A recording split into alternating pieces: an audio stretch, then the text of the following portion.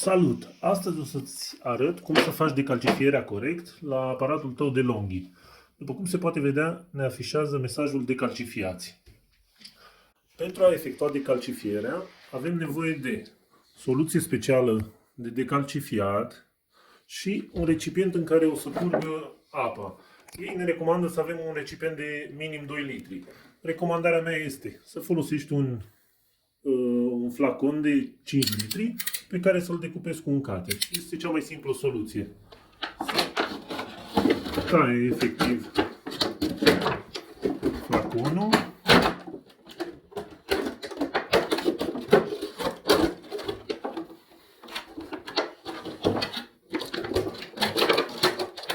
și avem recipientul de vreo 3 litri jumate care ne este arhi suficient pentru ce avem nevoie. Bun. Scoatem recipientul de apă, după care golim tot lichidul din interior și lăsăm recipientul gol. După ce am golit recipientul de apă, rezervorul, o să trebuiască să adăugăm soluție specială de decalcifiat până la punctul A. Punctul A se află în interiorul recipientului, cum intră în aparat. După cum se poate vedea, aici este punctul A. Bun, o să turnăm soluție până la punctul A, însemnând undeva la 100 de ml de soluție. După ce am pus soluția de decalcifiere până la punctul A, urmează să completăm cu apă până sus la punctul B. Aici este punctul B, undeva o să vedeți că e o liniuță proeminentă, se simte la atingerea cu degetul. Am completat cu apă până la punctul B, unde se poate observa, o să-l vedeți mai bine pe recipientul dumneavoastră. Punem capacul sus și introducem înapoi în aparat tankul de apă, rezervorul de apă. După care, apăsând butonul pe E, o să ne ceară decalcifiere. Apăsăm butonul de clătire și îi dăm confirmați OK, din nou OK. O să ne solicite să golim tăvița, pentru că aceasta în timpul decalcifierii o să se umple cu apă. Este obligatoriu să scoatem, eventual golim și rezervorul de zaț, după care scoatem și golim tăvița de apă și o introducem la loc.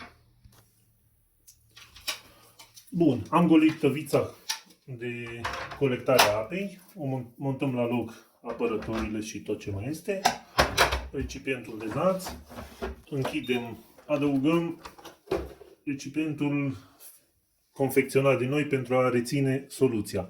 Ne întreabă dacă am introdus soluția de decalcifiere, confirmăm OK și decalcifierea începe.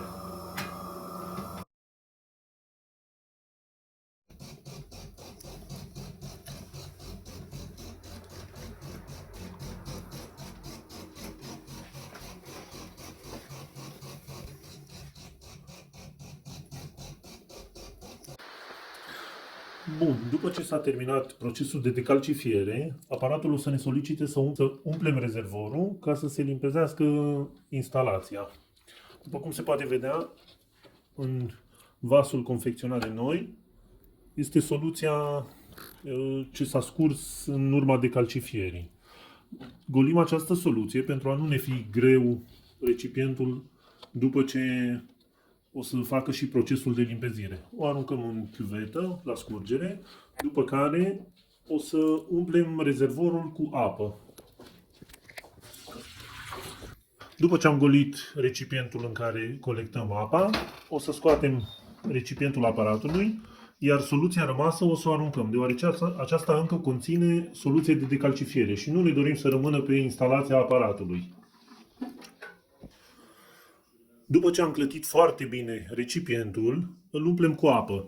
Aici, în mijloc, o să avem indicatorul de maxim. Punem în principiu până la a doua linie de sus. Este suficient. Nu mai mergem până la punctul B, mergem până sus, deoarece vrem să facă cât de multă clătire.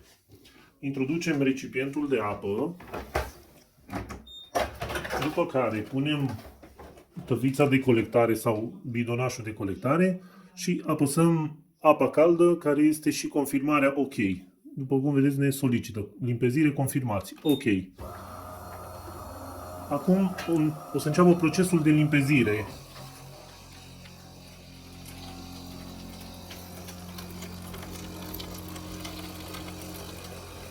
Acesta o să meargă mult mai repede decât procesul de decalcifiere. După ce aparatul a terminat prima etapă de limpezire, o să ne solicite din nou să umplem rezervorul. După cum se poate vedea, acesta a ajuns la punctul minim, de unde nu își mai poate trage apă. Ne solicită din nou să umplem rezervorul pentru a începe procesul al doilea de limpezire. Din nou, o să luăm recipientul de colectare a apei, o să-l aruncăm la scurgere, după care scoatem din nou rezervorul de apă al aparatului, o să arunc din nou această apă și o să-l umplu iarăși până la nivelul maxim. După ce am umplut recipientul cu apă până la nivelul maxim, din nou introducem în aparat, punem tancul de colectare și din nou apăsăm butonul OK pentru a confirma procesul de limpezire. După cum se poate vedea, a doua limpezire o face prin orificiul unde ne furnizează apă caldă. Prima limpezire a fost prin orificiul în care ne furnizează cafeaua. Bun, în acest moment aparatul a terminat și a doua limpezire. După cum se poate vedea, ne confirmă că limpezirea a fost terminată și să confirmăm procesul. Din nou ne solicită să umplem rezervorul, golim tancul de colectare. După ce se finalizează procesul de decalcifiere, cele două limpeziri plus limpezirea extra ce am folosit-o, vă recomand să faceți o cafea pe care să nu o beți, să o aruncați pentru a se putea elimina restul de soluție de decalcifiere rămasă, dacă aceasta mai există. Deci pur și simplu facem o cafea pe care o să o aruncăm.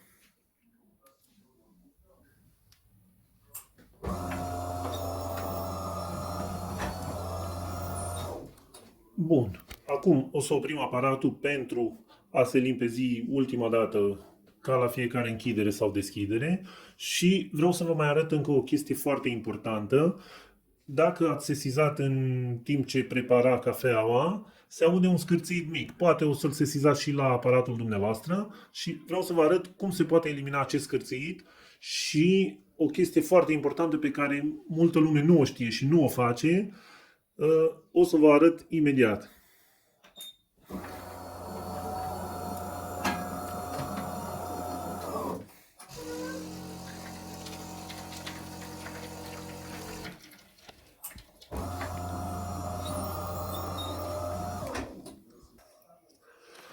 Bun, după ce am oprit aparatul, o să scoatem recipientul de apă al aparatului, iar aici înăuntru, foarte multă lume nu știe că acest lucru trebuie făcut aproape la fiecare decalcifiere. Se poate vedea că avem un orificiu unde scrie Open. Acesta trebuie tras, după cum se poate vedea, se trage în jos și aici este infuserul aparatului. Acesta teoretic este inima aparatului prin care trece cafeaua. Se apasă cele două clipsuri roșii, deci se apasă cele două clipsuri roșii și se trage. După cum se poate vedea, sunt resturile de cafea, deoarece în acest infuser intră cafeaua macinată. Avem aceste două clipsuri și, mișcându-le unul spre celălalt, vedeți, aici este scârțitul care se aude și la noi, deoarece resturile de cafea s-au depus pe membrana de etanșare a acestui infuser. Acesta trebuie curățat foarte bine cu apă. Aici are și clapeta care șterge teoretic surplusul de cafea, care este trimis apoi în recipientul de zaț. Curățăm foarte bine și în timp ce îl lăsăm în jos și sus, îl curățăm foarte bine și îl vom monta la loc. După ce l-am curățat foarte bine, se poate și vedea și auzi, de fapt nu se mai poate auzi acel scârțit, deoarece am eliminat cauza acestui lucru. Este foarte important să nu folosim detergent în timp ce îl curățăm, deoarece aceasta ne-ar putea contamina gustul cafelei. Bun. Ținem infuserul exact cum l-am scos, de cele două clapete. Se introduce aici și apăsăm până face click. După ce a făcut click, închidem capacul, după care introducem din nou recipientul de apă și putem folosi aparatul din și putem folosi din nou aparatul. Este foarte important, dacă folosiți apă de la rețea, să folosiți filtrul care a venit odată cu aparatul. Dacă folosiți apă cumpărată, nu este necesar acest lucru. Vă mulțumesc! Nu uitați să dați like și subscribe.